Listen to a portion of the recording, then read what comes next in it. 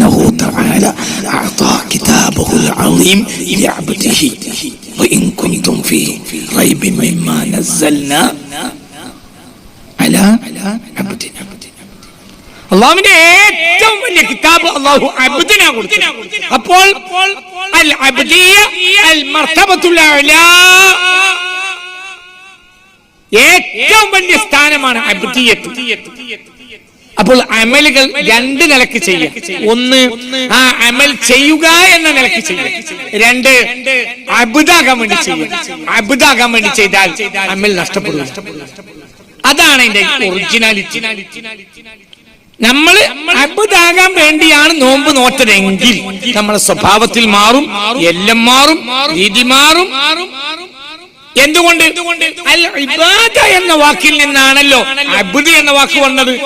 ഫമൽ ഇബാദ അഖ്സാ ഗായത്തുൽ ഖുനൂഇ വതദല്ലി. വിനയത്തിന്റെ പരമാവധി ഒരാൾ പഠിച്ചാലേ അബ്ദാവും. അപ്പോൾ സ്വഭാവം നന്നാവും. അല്ലാഹു തൗഫീഖ് തരട്ടെ.